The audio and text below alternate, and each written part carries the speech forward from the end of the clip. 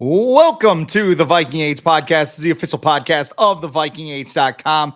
My name is Chris Schad. I'm a writer for the Viking Age Zone Coverage, Bring Me the News, and the Brookings Register. And my co-host is Adam Patrick, the managing editor of the VikingAge.com. We do this every Monday with a late week episode right here on the Viking Age YouTube channel. But we are in podcast form on Apple and Spotify the very next day. But however you consume us, make sure you rate, comment, like, and subscribe so you never miss a new episode and we can spread the word to the masses. Adam, I would love to give you an intro or some trivia or something like that. But, I sent you a text yesterday, like, what are we going to talk about on the show? And everything just came. It was an avalanche of news. You did the Cody Rhodes. So what do you mean the Cody Rhodes? What do you want to talk about? What do you want to talk about? Well, I think we should talk about the chatter from the NFL owners meetings because there's some stuff about quarterbacks. There's some stuff, the Mark Wilf. We saw a Mark Wilf sighting out in the wild. Actually, it wasn't the wild. It was a very controlled environment. He's an owner, so he was there. Yeah. The one thing I miss about the NFL owners meetings before we get going is no reports of Matt Rule like going all out on the dance floor this year. So I do remember that he's got like the polo shirt, like a couple sizes too tight. And he's the type of guy that would just show up with like a bag of Wendy's, like, "Hey guys, what's up? I'm here. Hey, Matt, how's it going?" Anyway, Mark Wilf out in the wild talking to Paul Allen of KFAN. The interview went down this morning, and he was asked about the Vikings' plan to get a quarterback. I'm looking for there we go. Actually, I don't even know if that's the right one I need. I'm trying to figure out my my little sidebar things, but all of them are out of order. So we're just gonna keep talking here, and we might not even need one. Just read the outline, Chris. Just read the outline. Mark Wilf. It's a little story time here. Mark Wilf said to Paul Allen of KFAN, "The bottom line is our ownership. We have complete faith in Kwesi, Kevin, our personnel, coaching staff, the communication, and the way they're working together." But Kirk said something else, but that's another topic. He also said they are where they want to be, just the flexibility we now have in the draft, whether that means moving up, down, staying where we are. I think we're poised well to do something that could be a long-term impact. He later said, "Our goal is sustainable success." What do you make of Mark Wilf's comments? They're not surprising because I think in the past, even when they were switching from Mike Zimmer to Kevin O'Connell, he's one who said they want to remain super competitive. So I think this is probably just another way of kind of just saying that they're not a franchise that ever wants to be at the bottom with the Browns or the Jaguars or where the Lions used to be. They'd rather just, if they're not going to finish at the top, they'd rather finish somewhere in the middle and, give their fans a few games to, get excited about, give them at least a brief period of time during the season to think that they can actually maybe do something, rather than just be an entire year of just miserableness. And I think it's been a while since that's actually happened. Probably 2013 with Leslie Frazier. But ever since then, it's really been just they've either been like a fringe contender or just an average football team. You could say that about Kirk Cousins' career. But yeah, these comments aren't surprising. I would have probably been surprised if he didn't say this and he was just like, "Oh, well, whatever Kwesi wants to do. If we got to, go backwards and to move forwards, then we'll have to do it." But no, yeah, they want to always be competitive. They want to have a team that people can cheer for. And so no, these comments aren't surprising at all. So I got a couple of thoughts. Also, Kirk finding a new donut shop in Atlanta. He's fitting in right at home. Best place he's ever been. Yeah, the place that he said called the best place he's ever been in Red Wing, my neck of the woods, about an hour northeast of Rochester. Yeah, they weren't happy about that. He is getting I keep thinking he's going to get booed, but I know what they're going to do. They're going to have the little Kirk O'Chains tribute. If they really wanted to be ruthless, they should have just like give me a cut up of Kirk Cousins like gritting his teeth and like freaking out on the sideline and like lining up under the guard. Like play that the first Arguing time with he like Thielen. lines up. Yeah, arguing with Thielen. Just he's from Minnesota. He can't do that. Yeah, just do all that stuff when Kirk Cousins shows up next fall. Mark Wolf's comments, though. He says sustainable success. And I think deep down in his mind, that's a good thing. Like they want to be the Steelers or the Ravens or teams that never really bottom out. And that's okay. Like, honestly, I think most Viking fans would be okay with that. I would like to hear him say championships. Like we want to win a championship. If he said that along with, hey, we also want to be successful, but our main goal is to win a championship. That would be something that I would want to see here. I think he said it in the past, though. Yeah, he did. He did. When Mike Zimmer got fired, we want to be a championship level of organization or something like that. Yeah. But I don't know. Like just that door being open where it's like, maybe I'm just scarred from we want to win 9 games. We want to be in the hunt. We want to do all this stuff. Like it concerns me going into the draft because the Vikings could do. We'll just get to it right now. What Kyle Rudolph said. Kyle Rudolph was on Up and Adams with Kay Adams. He was on, that's for sure. Yeah, he was on something. He came in and he said he doesn't believe that a rookie can come in and execute Kevin O'Connell's offense. Okay, he might be right there. He then said the Vikings need good players right now who can come in, trading your 2 first-round picks to ultimately take a quarterback that might not play right away. I don't think that's the answer. Okay, that's fair. Then he went on to say that the Vikings should select Joe Milton, Tennessee quarterback, and compared him to a Russell Wilson-like prospect. Now, Russell Wilson went to the Rose Bowl with Wisconsin during his career. Joe Milton started his career at Michigan, never took control of the starting job, and then just transferred to Tennessee. That's what he's like 6 inches taller than Wilson too, right? Yeah, he's like 6'4", 250, or I think I looked it up, 6'4", 245 or something. He's a tank. He also threw the fastest pass at the NFL Combine. So if this was like Major League Baseball, that would be something. McCarthy, I think, threw the second highest. Correct. I was just about to say that. We can't really pull that apart there. So Joe Milton, what do you think, man?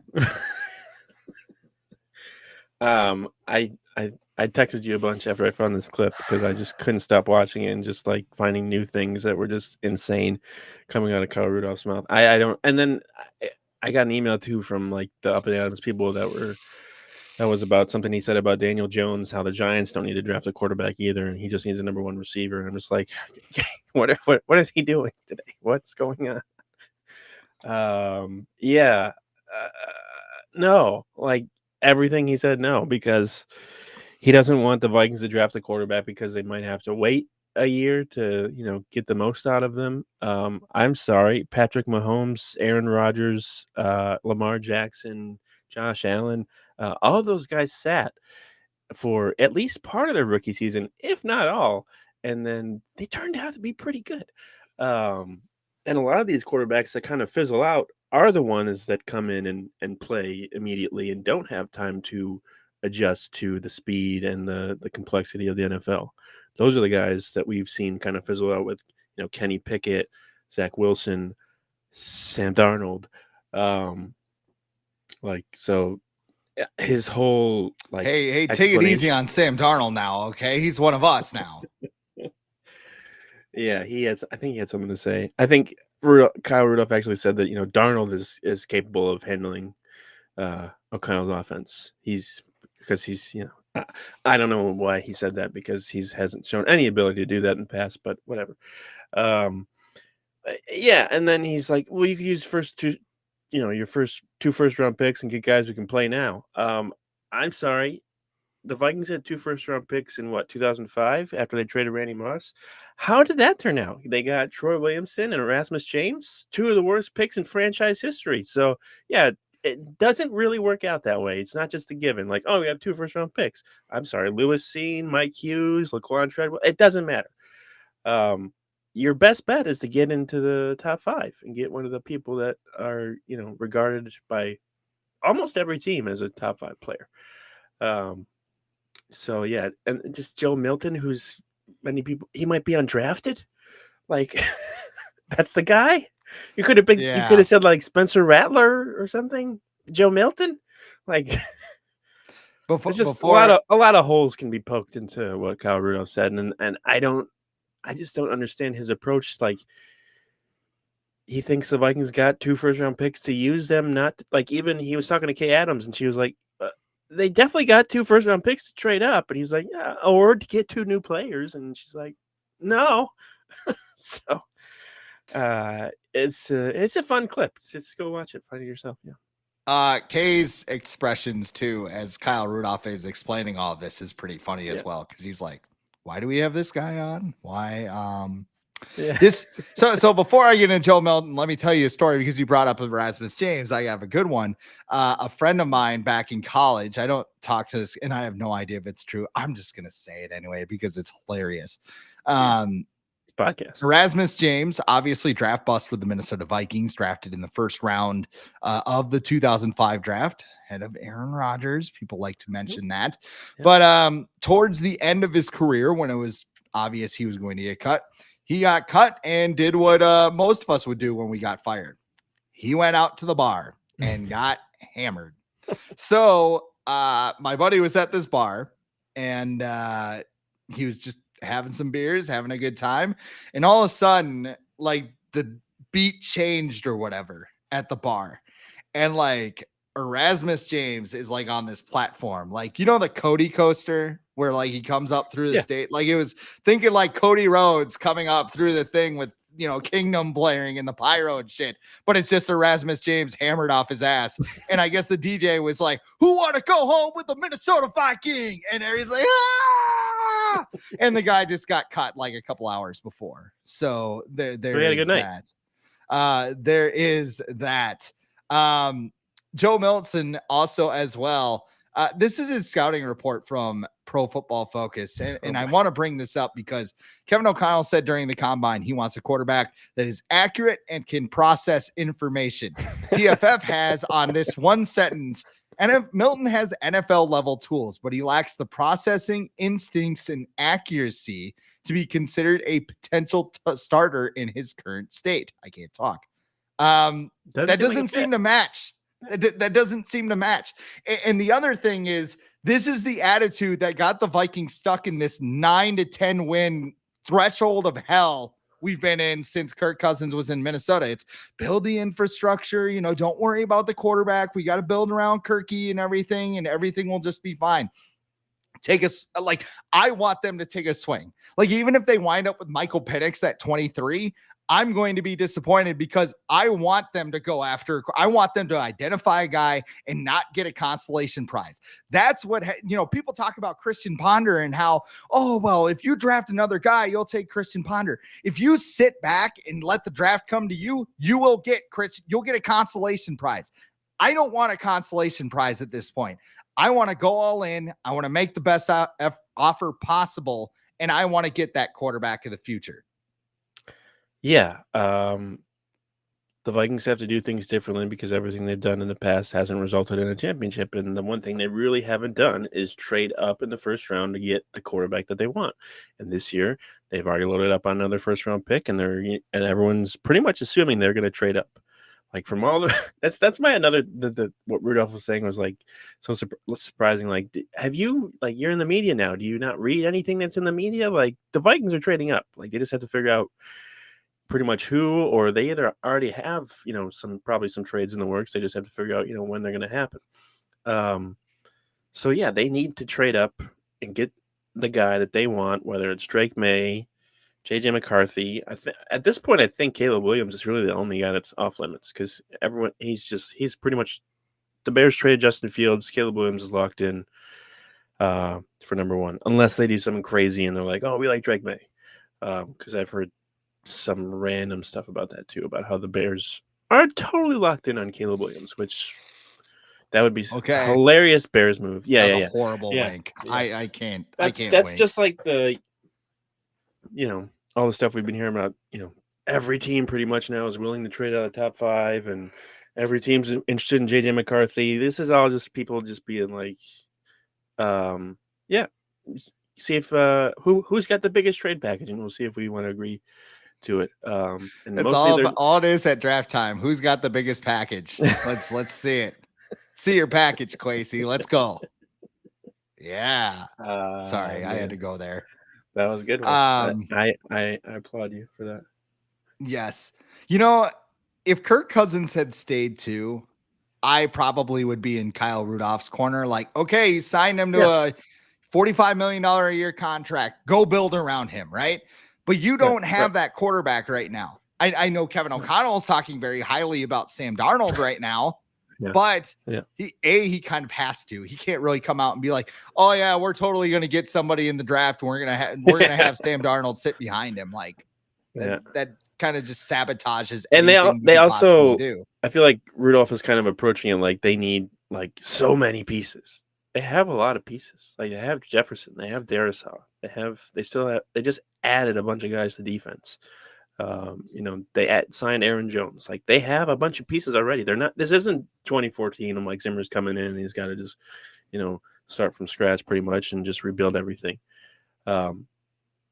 They can go with, without next year's first round pick. They can be fine. That's why I feel like they've made so many signings this offseason. And it's even if it's just been little guys like on defense, like depth wise, because they know they're probably not going to have a lot of picks to use in the draft this year and potentially next year. So they've already been making a bunch of moves to just make up for some of the picks they're probably going to lose. And at the same time, the draft is such a crapshoot. Like recently, like just because you have those picks in those rounds, it is so. I feel like it's harder to predict than ever. Like who's going to be good and who's not. Just guys popping out of the late rounds like Puka Nacua. There are some guys like Jordan Addison where you're like, okay, this guy's good. He's a first rounder, but other guys, it's so hard. It's so like. If the Vikings want to do everything they can to draft up and get one of the top guys that almost every team in the NFL views as a top guy that everyone wants to trade up for, I am all for it. And I don't really care what it takes to get there because the Vikings have never done anything like this before. So how can you be like, oh, well, remember what happened when they did that? No, they've never done it. So you don't have anything to compare it to. So let's just see what happens and take it from there. Before we get into our next topic, and we'll talk about the top 5 just a second, but if you're watching, thank you. This is the Viking Age podcast. We do this every Monday and Thursday. Alyssa, I hope it's Alyssa and not Elisa. So I apologize if I'm mispronouncing that. But she says, hey guys, #school. Hey Alyssa, how are you? You can correct me on social media if I'm wrong, but drop a comment like Alyssa. If you got a question, we'll talk about it. We'll discuss. We're a very free-willing show here as I'm looking at my outline, ready to just set it on fire. Let's talk about the top 5 because right now, this is an interesting point. Picks 2, 3, 4, and 5 are apparently on the market from everything we've heard at the NFL owners meeting. Brett Coleman, who does a lot of great work on YouTube, he tweeted out that this might be a warning about the top of the draft. Yeah. Before we get too deep, you agree? Is that a warning that here's my question. Is it a warning that there's only one quarterback in this class and everybody else sucks? Or is it a flare that the Vikings are really serious about making a Godfather offer to move into the top 3? He was the one who kind of broke the news that they were interested in Anthony Richardson last year and they traded up, right? So I feel like he probably knows some people that are at least close to the Vikings. So maybe that's it. But like as far as like sending a warning signal, it might just be that these teams realize they need a lot more than a quarterback. Like the Commanders, they're kind of starting at ground zero. The Patriots are definitely rebuilding. The Cardinals, they already have Kyler Murray, but they could use a lot more pieces as well. Like Marvin Harrison's probably not going to put them over the top. And the Chargers need a lot as well. They just had to, cut a bunch of guys for cap space. So like a lot of these teams are probably just looking for more draft picks so they can add talent that's cheap. So I think that might just be it. I don't think it's anything to do really with the players that are, being rated high in terms of the quarterbacks, because we've been hearing about this quarterback class for even before the season ended. So it's not, this isn't like, Kenny Pickett, Malik Willis, and Will Levis or whatever. Like this seems like a legit class. They're going, we've heard about Drake May, his prospects for pretty much since he got to North Carolina.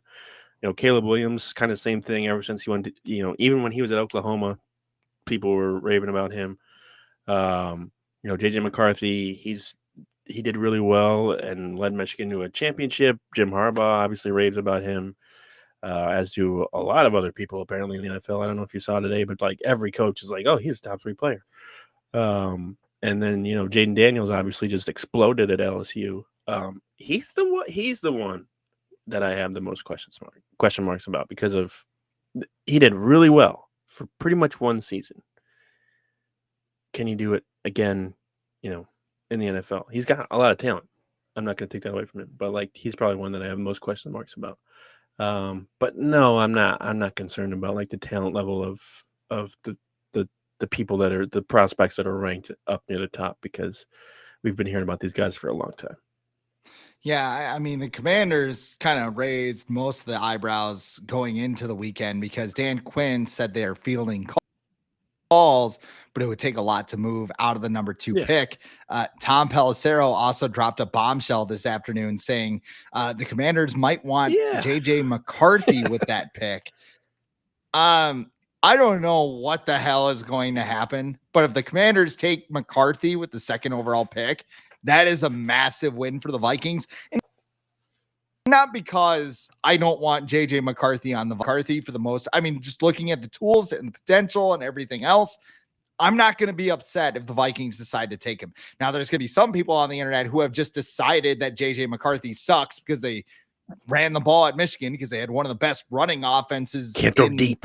Right. He can't throw deep. He can't do all that. Otherwise, he was in a pro style offense and the team that won the national championship. But what do you know? That 3rd pick, if McCarthy goes 2, so let's say Caleb Williams goes 1, McCarthy goes 2. That 3rd pick for New England, you could take Drake. You could trade up for Drake May, or you could trade up for Jaden Daniels.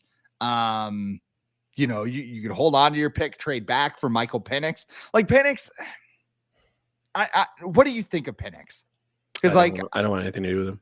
I am on the fence. I don't care if his injury stuff came back positive. Nope, not touching that. Yes. Nope. Yeah, and that's just it feels like like I said, Michael Penix feels like a consolation prize. Yeah. Like he could probably step in and start throwing passes for you, but how long before his shoulder, his knees, or whatever start giving out? And you can't completely avoid a prospect due to injuries, but I think you're just starting. You're starting behind when you draft someone like that. I feel like with guys that don't have as much of an injury history, like the guys at the top, you're kind of starting clean. Like they're going to get hurt in the NFL. It's going to happen. Like it's unavoidable. It's one of the most violent sports, if not the most violent sport in the world. So like they're going to get hurt, regardless of how many tackles you ban. But like with Penix, he's already had so many. Like he didn't break a pinky. Like he hurt both of his shoulders. He's torn his ACL 2 times at least. So and then we can be superstitious too. Vikings not known for not having guys with good knees.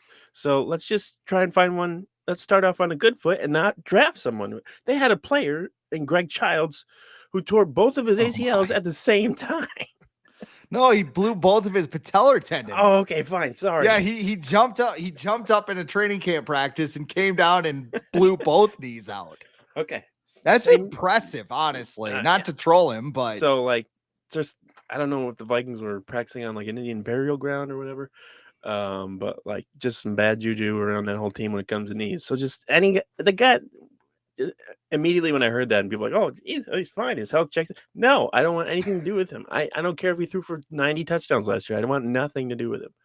So the rumor is from ESPN's Jordan Reed over the weekend that the Vikings will be aggressive to trade in the top 5. Yeah. And they also said a Godfather offer would include 11, 23, and a 2025 first round pick and probably some change. Send it in. Yes. Immediately. If that's it. Like, it sounds, people are sitting here and they're just like, oh my God, that's 3 first round picks. Well, first you have 11 in this draft, and then you have 23, which isn't even your pick. And, if I'm a GM, if I'm the Patriots, I'm like, okay, I know where the picks are, 11 and 23, and I know they're in this draft. Then I have another pick next year where I can kind of wheel and deal and do whatever the hell I want with it. Look at what the Dolphins did with that Trey Lance trade. They took all 3 picks from Miami and they basically turned them into players. I think they sent one to the Chiefs for Tyreek Hill. I could be wrong about that, but I know the other one was sent to the Broncos for Bradley Chubb, who they signed to a big ass extension, and now he's one of their top edge rushers. Did they use the other one for Jalen Waddle?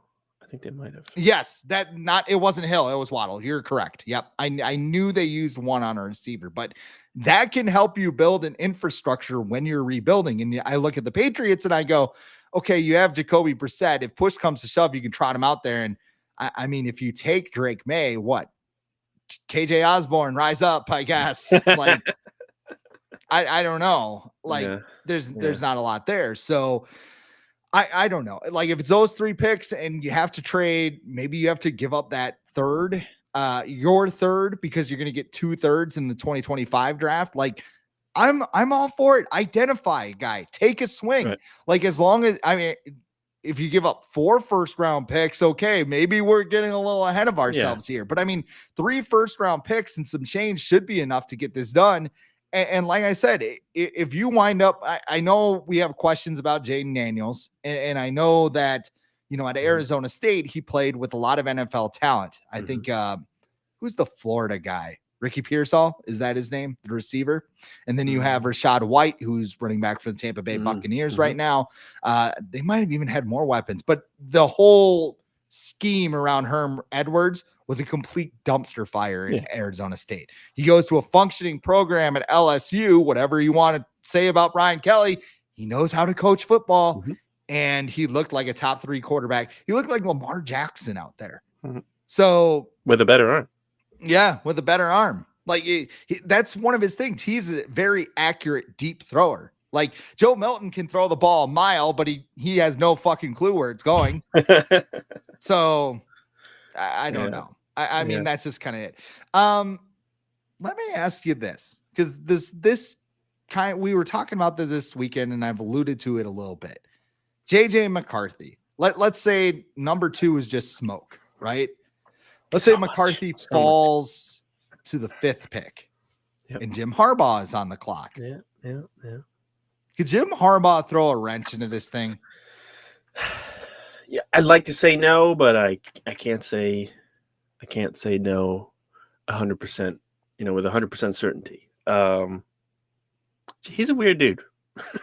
Just we'll start at that. He's in like a sort of awesome way. He's a weird dude. Like, so he interviewed with the Vikings in 2022. It was pretty much assumed by almost everybody, at least reporting on it. And then I think even Harbaugh himself, it was his job.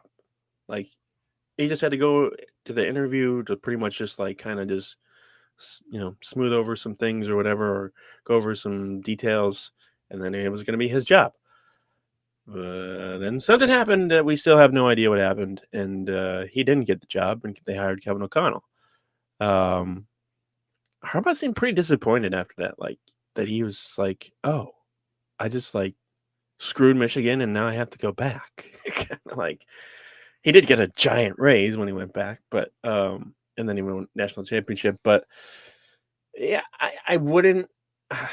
I want to say no, that he wouldn't get in the way of the Vikings, because I think he and Kwesi actually kind of have a relationship, so that's how that interview even came about with the Vikings first, was because of his relationship with Kwesi. But I would like to say that no, he wouldn't get in the way, but he's also a weird dude and super competitive, and maybe he'd be like, nah, we'll give it to the Giants instead. We're not going to give the Vikings the 5th pick.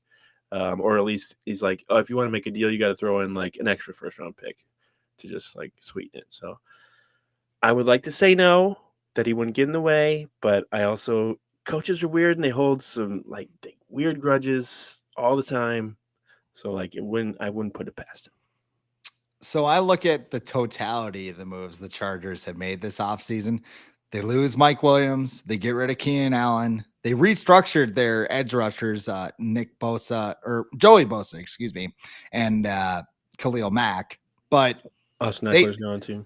Yeah, they need a lot with this quarterback. Justin Herbert has cap hits of $19.3 million this season, $37.3 million next season, and then $46.3 million in 2026. So the 5th overall pick, and a lot of people are like, well, you have Justin Herbert, you got to build around him. If the Chargers took JJ McCarthy with the 5th overall pick, they would have cap hits of $6.8 million next year, $8.5 million in 2025, and $10.2 million in 2026. If you look at Justin Herbert, and this is the whole thing, like a lot of content creators out there, like, hey, this is a big fundamental. We're going to talk about top 5 places for Justin Herbert to play next year. Number 1, we going to put him with the Dolphins. We're going to pair him with Tyreek and Jalen Waddle and put him in that offense. Then we're going to put him with the Chiefs because you got to play with Patrick Mahomes. That makes no sense. But salary cap doesn't exist. Salary cap don't exist. Don't believe it. It's a myth. 2 years down the road, Justin Herbert's cap hit for a trade is $26.4 million. Sounds like a lot, but that's less than what the Vikings are paying for Kirk Cousins to go play for the Falcons this year. Yep. So if you take that, let's say that, and I'm kind of ranting here. That's kind of my specialty, but let's say you take JJ McCarthy with the 5th overall pick in your Chargers. You have him sit behind Justin Herbert for 2 years. JJ McCarthy's ready in 2026.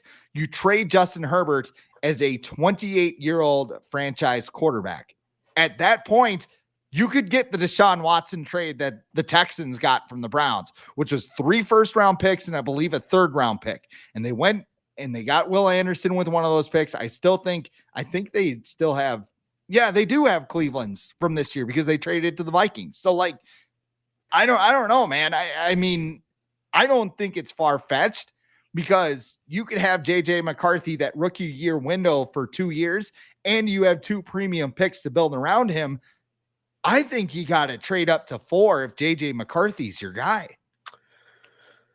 Yeah, you do have to trade up to 4 because that's I think I was just going to say that anyways, that like I don't even want the Vikings to even consider trading to number 5, even if the Cardinals are like, oh no, we're not going to trade with it. You can't trust anybody in the NFL. If the Cardinals get presented with a good enough deal, they're going to trade away that pick to the Giants or whoever wants to jump ahead of them, the Broncos, God forbid, and Sean Payton, to get the quarterback that the Vikings think they want. So I think if the Vikings want to get up, want to get their guy, you got to go 2, 3, or 4. 3 is probably a little bit more reasonable and it'll probably allow you to actually get one of the guys they actually want. 4 is kind of that, not exactly the same as the Ponder thing where you just wait, but you're kind of just like taking whatever guy the other people don't take. So I think 3 is really the 3 or 2, I guess, because 2's taking calls. But with Justin Herbert and Harbaugh, I think I saw some comments today where Harbaugh like checks in on him every day because he wants to see how his quarterback's doing because he's a weird dude. Yeah. So I look at it in the sense that like JJ McCarthy was like he's this old fling. He was like this little fling for like 2 years, and Harbaugh's at a new school now, and he saw this girl at the school, or guy, I guess, whatever how you want to say it, and this is who he's working with now. It's like this person, he's in a different place. He's not worrying about the past. Like this is who he's focused on now. And I think Herbert's got to be a big reason why he even like took that job, because I think he could have gone elsewhere if he wanted to. Yeah, and I just don't. I don't think the Chargers are ready to give up on Herbert because they just gave him a big extension. I don't even think the extension's kicked in yet. And that would just be like the fact that the Chargers even gave Herbert the kind of extension they did is so unchargery of them. So I think they'd like to kind of just wait it out and see if they can do something with him first, because he's very talented. And there's no guarantee that JJ McCarthy can come in and be as talented as even Herbert is. So and I think Harbaugh realizes that too. So I would say I would be incredibly shocked if the Chargers drafted JJ McCarthy. I think that would just be insane. Vikings Jerome chimes in the comments section. He says Joe Milton's another Joe Webb. I don't think he means that positively. No, he doesn't. Yeah. Because there's some people out there. He's a future receiver. Joe Webb was awesome. Yeah. He was a future tight end, maybe with that size, 6'4", 2 or whatever it is. Did Joe Webb have a big arm? I know he wasn't that big. Like, I know he couldn't throw in front of him, but yeah, he could run the ball. The Blazer package. I remember that. That lives in Vikings infamy. I would like to think Joe Milton is a little, I would say he's maybe a better prospect than Joe Webb, but it's just so long ago it's hard to compare. Yeah. But yeah. Yeah. It just does, but at the same time, like, no, just it just makes me laugh every time. Kyle Rudolph. Joe Milton. He's right there. He's sitting right there. Let's run through some of the things that were said at the NFL owners meetings. Kevin O'Connell talked to some local reporters. He didn't have his official media thing. I think morning. So was it AFC coaches today? Yep. Because Harbaugh. Okay, so they have AFC and NFC. They don't. They don't must mingle. Be a hell of a break. Yeah, they all mingle. They have some mimosas. I doubt it's mimosa. That's what I want to see. I want to see somebody just like put some Yag in their coffee and be like, yeah, let me tell you what I think of Kirk leaving. Yeah, I would say it would be someone like Mike McDaniel, except he's sober, so he wouldn't do that. So. But he fits the drink a couple Red Bulls or something. Yeah. He's been caught, vaping a little bit on the sidelines. So he probably did a little bit of that. Oh boy, he's the guy outside a Quick Trip with his vape and like the sausage croissant with egg. Quick Trip. Yeah, so let's talk about Kevin O'Connell. He did an interview with NFL Network. He raved about the first round pick, says it gives him some flexibility. We kind of already talked about that a little bit. Said it's a big time offensive draft at the top and defensive players could slide at 11 and 23. I don't think he's wrong. He also admitted the Vikings would try to trade up. So take that for what you will. Then he said about Sam Darnold, I think his best football is ahead of him because he handled the past couple of years. I'm excited to get going with Sam because I think we could pick up where he left off last year. I think it's going to be a really positive situation for Sam. He then said they're keeping Justin Jefferson in the loop on the quarterback situation. So they're not relying on Sam Darnold to be a long-term option. They're picking up where he left off. What was that? So there was that 1 week 18 start with Kyle Shanahan, the hand of God against Carson Wentz. Yes, against Carson Wentz and a depleted Rams team. Yeah. I don't know. None of this is really a surprise. Like, what is he going to say? Very heartbreaking for the content creators. Like, top 5 pick for Justin Jefferson. We're going to trade him. We're going to put him with Patrick Mahomes. They're still doing it. 4th round pick. Like this what the Antonio Brown, his account or whatever that he runs now, the CT ESPN or whatever, that he put out like Steelers are trading for Justin Jefferson. I saw somebody put him in a Patriots uniform because he would have Steelers sources after all that shit he's done. I'm sure he's got plenty of friends in that organization. It's like, oh yeah, we're trying to trade for Justin Jefferson. I think he predicted like some obvious move, like Russ. I think he did. He posted like 2 days or 1 day before Russell Wilson signed with the Steelers that he was going to sign with. Of course, he's going to sign with the Steelers. Nobody else wants him. He's on a fucking flight to Pittsburgh. Of course, he's going to sign with the Steelers. Breaking news. Well, like, yeah, that stuff Kevin O'Connell says he's got a future in politics if he wants it, because he just knows how to say a lot without saying very much anything at all. and be nice to pretty much everybody. Like Sam Darnold, like he's our quarterback now. I'm excited to work with him. I really did enjoy he's got his best football in front of him, obviously, because it's not behind him, because he hasn't been good. So just it's nothing crazy from Kevin O'Connell. I don't really I just find myself not even clicking on his interviews really anymore because I'm just like, I'm not gonna learn a damn thing from what he says. Quasi, like sometimes he'll slip up and like say something. Like I feel like at the combine he was getting legit mad that people were like, "So you're gonna trade Justin Jefferson?" He's like, "No, why would I do that?" So yeah, Yes. nothing surprising from Kevin O'Connell. I expect the same thing tomorrow during his breakfast or whatever. He'll probably have some nice things to say about Kirk Cousins and Daniil Hunter, and everyone will be like, "Oh, Kevin O'Connell wanted or he wishes Kirk Cousins well." Obviously, he's going to do that. So, What do you think Kevin O'Connell eats for breakfast? oh, I don't think there's any bacon, eggs, and carbs. Sausage. Yeah, it's very keto. An omelet. Yeah, an omelet. He is pretty fit. Yeah, you could tell from Yeah. his picture or whatever. But he's a former pro athlete, so Correct. Yeah, he's not like having a bowl of Apple Jacks or something. Like no. You know, I usually like omelets are baller. I love the old omelets. And I You think get some veggies in there, and I think TCO, from what I've seen from the outside looking in, like has a legit like nutritional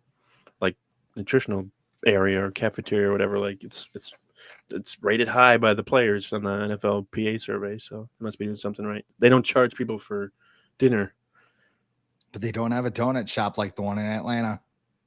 That's Kevin they don't have any donuts in Minnesota, right? I guess. I don't know if you saw this line, but Kevin Seifert, I guess, did an interview with somebody, and he said, he wanted the Vikings, something along the lines of Kirk Cousins wanted the Vikings to show they wanted him, and guaranteed money is his love language. Not wrong. No, not at all, because it was about the dollars and what they represented for the most part. Gonna retire a Falcon. Speaking of Kirk Cousins, the Athletics model projected the Vikings to have the worst offseason of any team in the NFL. Austin Mock created a formula, had the Vikings ranked below Denver, Kansas City, and Dallas for the worst offseason, hang the banner. Conversely, Atlanta, Chicago, and Pittsburgh have had the best 3 off seasons this spring. Also, if you take Kirk Cousins leaving out of the equation, the Vikings have had the 3rd best off season. So what do you think? I think this model is flawed. Yeah. That's what I think, because I think the Vikings have had a very good offseason. They moved on from, I guess, kind of a sitting duck with Kirk Cousins, who apparently adds a tremendous amount of value to the Falcons. I mean, when you're going from Desmond Ridder to Kirk Cousins, yeah, that's what happens. But the Vikings have added a bunch of talent that their defense is going to be. It should be a lot better next year. With Brian Flores coming back for a 2nd year, you got Jonathan Grenard, Blake Cashman, Van Ginkel. They just signed Shaq Griffin, Jihad Ward. Are you thinking? Yeah. Shaq Griffin. I was thinking of a different. Who's the edge rusher? Barrett. Shaquille Barrett. Yes, yep. That's who I was thinking of. Go on. And Harrison Smith's coming back, and they could still even sign guys like Xavier Howard's still out there, Stephon Gilmore is still out there in terms of like other defensive free agents they could add. And Aaron Jones, who's way better than Alexander Madison. WWE fan too. Yes. Yes. I saw him at the Royal Rumble. So yeah, I guess Kirk Cousins just carries so much weight that, him leaving, the Vikings world is going to crumble now. So I think it makes sense. I mean, yeah, they're looking at it from going from Kirk Cousins to Sam Darnold. What was it based on? Too. Huh? What was it based on? Like PFF grade or something? That's a great question. If you give me a second, I can type it in here. How about we do this? Let me ask you my next question here, and then I'll look that up. The other news from the NFL owners meeting, the NFL bans the hip drop tackle. The NFL is defining this move, which is a technique used by defenders, as defined when a defender grabs the runner with both hands, wraps the runner with both arms, and unweights himself by swiveling and dropping his hips and or lower body and landing on trapping the runner's legs or at or below the knee.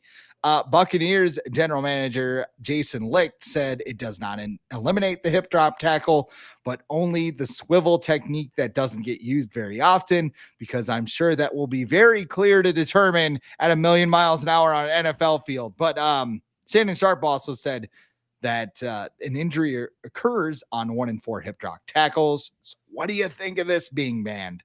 I think Derrick Henry's not going to get tackled at all next year because no one's going to be able to bring him down. No, I feel like we could have seen this coming because there was a couple guys that got hurt with this tackle last year. I think Mark Andrews got hurt, and somebody else with this way. But like it's kind Tony Pollard. I think he got hurt when he hurt his leg against the Niners in the playoffs, maybe. Before last season, but yeah, it's I don't know, it's football. So like you're gonna like, did they ban the horse collar tackle? No, like you could still do that. Like that's still terrible, and you could wreck guys' careers with that. I don't know. It's just I saw something where the NFL they were averaging like scoring was 49 points combined in 2020, and now it's down to like 43.5 last year. So they're a little worried about scoring going down.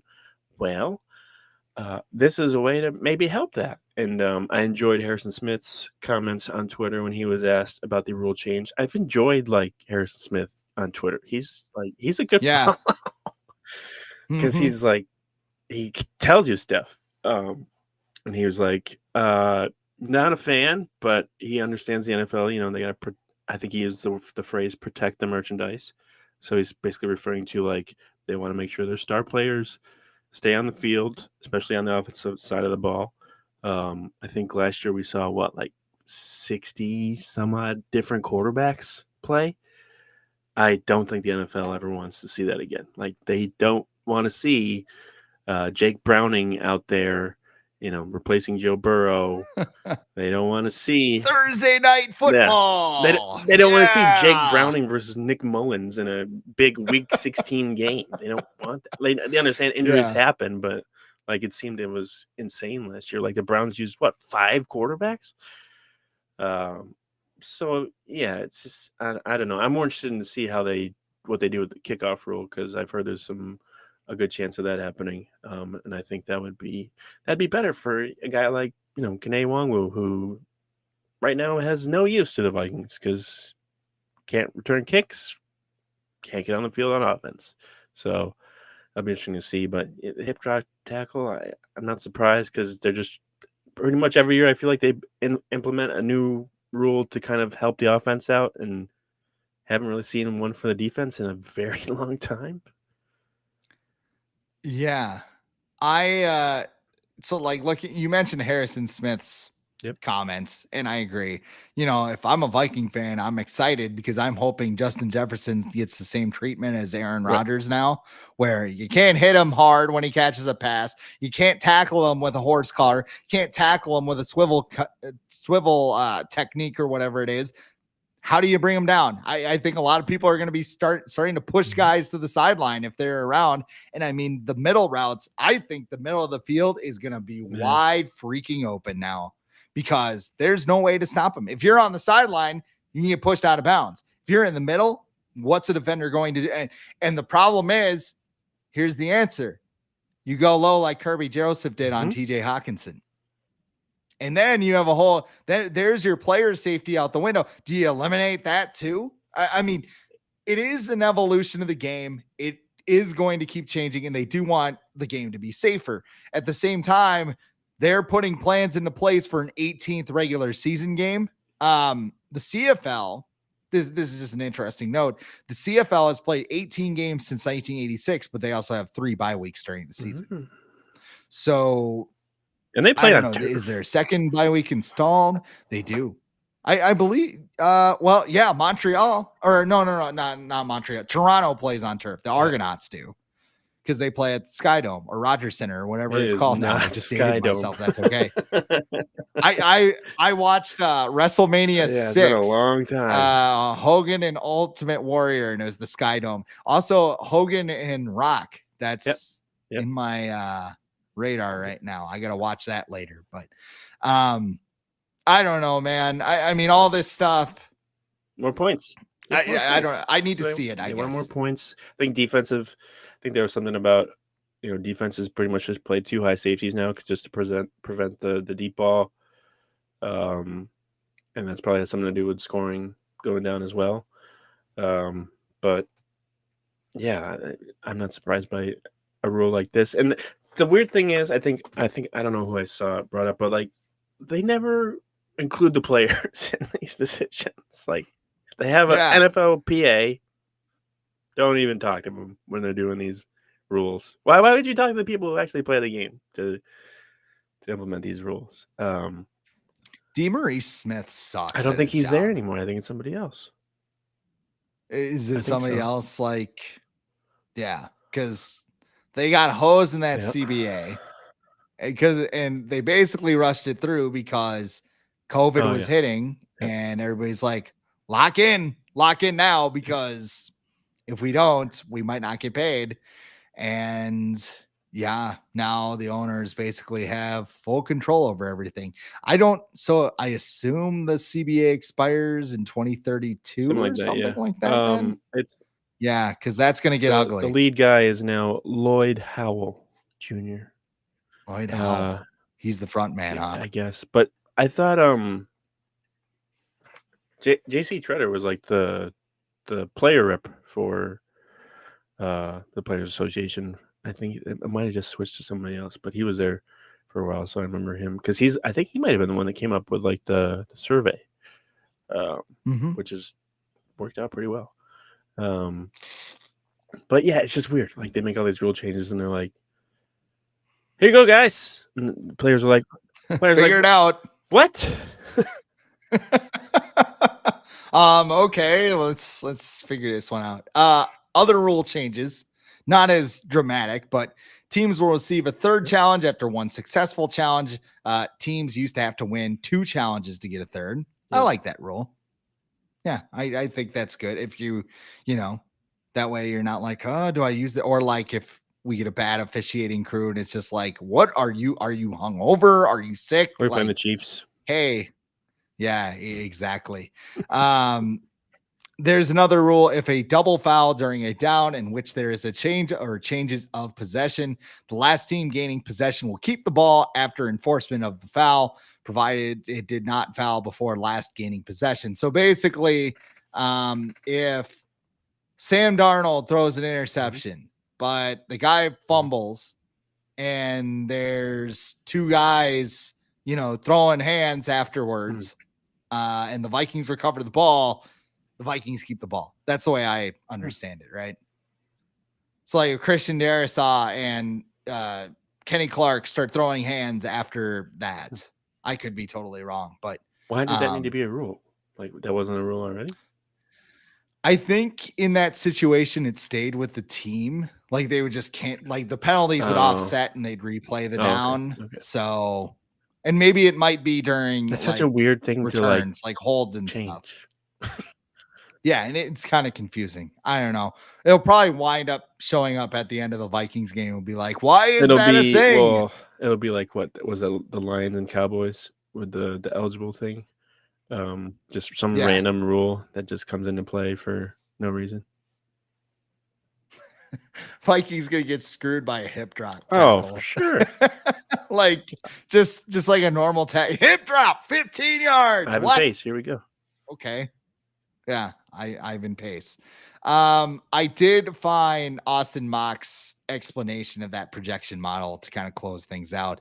He said the primary purpose of this model is project the outcomes of games, but the foundation of the model is built on evaluating players. Using different advanced metrics from True Media, Pro Football Focus, and other sources, I can assign a value to every player in the NFL. How can this value be interpreted? Think of it as how much a player would affect the point spread of the expected winning percentage of a single game. It makes no So, yeah. sense. So I use some of this Well, data, but I'm not going to tell you what data I use. So just trust me. right. Yeah. What? Yeah, it does not factor in length of contract or money spent on contracts. Okay. That also makes a sense because paying a 36-year-old quarterback coming off a torn Achilles isn't really a great move, especially when it's $180 million. But odd. It just seems like sometimes you bet it see clicked, charts though. that have like certain, like there's an intention behind this chart. It seemed like there was an intention. I'm not saying he like hates the Vikings or anything, but like it's weird to be like, well, I did this and I used some of this and this and this and this, but I'm not going to tell you. So you have to figure it out yourself. Yeah. He said too, the Vikings lost Cousins, Hunter, and Davenport along with Hicks, so it's not hard to imagine why they're the biggest losers. They added Van Ginkel, Grenard, Aaron Jones, and Blake Cashman, and then there's the Cousins nugget. And he says, unfortunately for them, quarterback is kind of important. So if they get a quarterback in the draft, put Marcus Davenport in they'll this shoot up sentence? there. Right. Yeah. Come on. Just, I don't know, man. Marcus Davenport, Hey, you know what? shifted some lines. I'm gonna make a chart after this, okay? But I'm not gonna tell you what I get the data. You're just gonna like have your Trust me, kid bro. make one. It's like, hey, there's a color for each Yep. NFL team. Just go to town. I'll figure it out. Let's wrap things up. What's going on at the Viking Age, man? Oh, well, a lot of fun stuff. Well, obviously, Kevin O'Connell will be speaking tomorrow at the NFC Coaches Breakfast. So I'm sure we'll have some stuff to write about that. Also, keep an eye on rumors and news and all that fun stuff leading into the draft. Keeping an eye on there's still some free agency stuff going on, so keep an eye on that. The Vikings, I think they have still like 17. I think they still have 17 million in cap space, so they got some room if they want to add some people. But at this point, I feel like they might wait until after the draft, maybe add some more people. So yeah, we'll do that, and we'll do some usual fun stuff over there. So go check it out, VikingAge.com. And where can people follow you on social media? At Adam Patrick NFL on Twitter and on Threads. There you go. You can follow me, Chris Schad, at the real Chris Schad. I'm on X, Instagram. Got the TikTok. Are they banning TikTok?